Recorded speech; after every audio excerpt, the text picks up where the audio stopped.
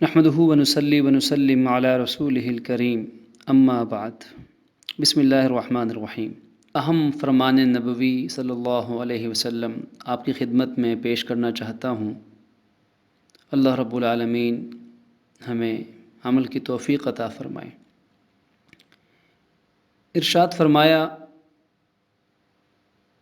نعمتان مغمون فیہما کثیر من الناس الصحۃ والفراغ، او کما قال علیہ الصلاۃ والسلام، کہ دو عظیم الشان نعمتیں ایسی ہیں جن کے بارے میں دنیا کے اکثر انسان دھوکے کا شکار ہیں۔ دو بڑی نعمتیں، عظیم الشان نعمتیں، اور ایسی نعمتیں ہیں کہ جو دنیا کے تقریباً ہر انسان کو عطا کی جاتی ہیں، چاہے وہ امیر ہو، چاہے وہ غریب ہو، چاہے وہ بادشاہ ہو، چاہے وہ فقیر ہو، چاہے وہ پڑھا لکھا ہو، ڈگری ہولڈر ہو، اعلیٰ ترین تعلیمی اداروں سے تعلیم یافتہ، تربیت یافتہ ہو، اور چاہے اسے اپنا نام تک نہ لکھنا آتا ہو، تقریباً ہر انسان کو عطا کی جاتی ہیں وہ عظیم الشان دو نعمتیں۔ لیکن حیران کن بات یہ ہے کہ انہی دو نعمتوں کے بارے میں دنیا کے اکثر انسان دھوکے میں پڑے ہوئے ہیں، ان کے بارے میں دھوکے کا شکار ہیں، ان کے بارے میں غلط فہمی میں مبتلا ہیں۔ وہ غلط فہمی کیا ہے؟ ابھی عرض کرتے ہیں۔ وہ عظیم الشان دو نعمتیں، فرمایا الصحۃ والفراغ۔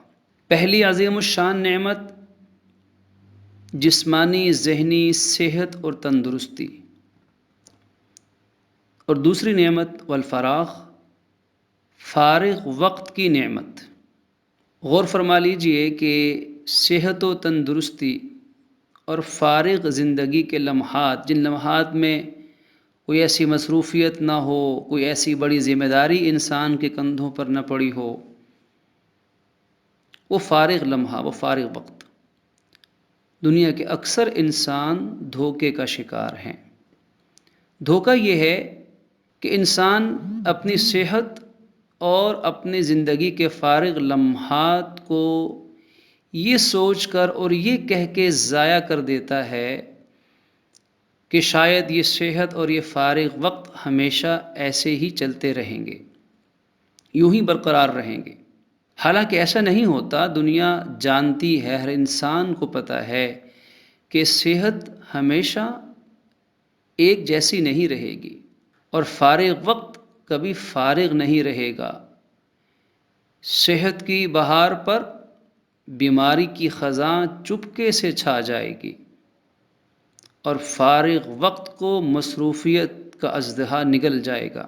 اب انسان افسوس کرتا ہے کہ اے کاش میری صحت اچھی ہوتی، میرے جسم میں جان ہوتی، میرا حافظہ اچھا ہوتا، میری قوت یادداشت بہترین ہوتی، تو میں فلاں کام کر لیتا، فلاں چیز یاد کر لیتا، قرآن پاک یاد کر لیتا، دعائیں یاد کر لیتا، مسنون اذکار یاد کر لیتا، لمبی لمبی رکعتیں ادا کرتا، قرآن پاک حفظ کر لیتا، دین کی تعلیم حاصل کرتا، اللہ کی مخلوق کی خدمت کرتا، انسانیت کے بھلے میں محنت و مشقت کرتا، اور اپنی صحت کو استعمال کر کے، اپنی جوانی کو استعمال کر کے اپنے خالق کو بھی راضی کرتا اور اس کی مخلوق کو بھی راضی کرنے کی کوشش کرتا۔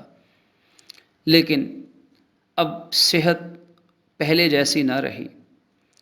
اسی طرح انسان افسوس کرتا ہے کہ اے کاش زندگی کے فارغ لمحات میں جب میرے کندھوں پر بڑی ذمہ داریاں نہیں تھیں تو میں اپنے فارغ لمحے کو کسی اچھے کام میں استعمال کر لیتا، دین کے لیے، دنیا کے لیے کوئی بہتر کام کر لیتا۔ تو پھر انسان افسوس کرتا ہے۔ اور غور فرمائیے، آج ساری دنیا انہی دو حوالوں سے عجیب کشمکش میں مبتلا ہے۔ کرونا وائرس نے دنیا کے انسان کو گھر کی دہلیز تک محصور کر دیا ہے۔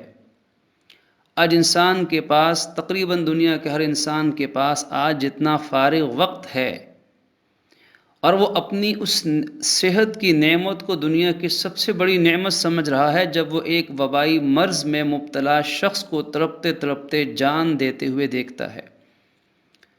جب وہ یہ محسوس کرتا ہے کہ میرے جسم میں الحمدللہ کوئی ایسی وبائی بیماری نہیں، اور وبائی بیماری میں مبتلا شخص کیسے دنیا سے رخصت ہوتا ہے، تو اس کو اپنی صحت کی قدر آتی ہے۔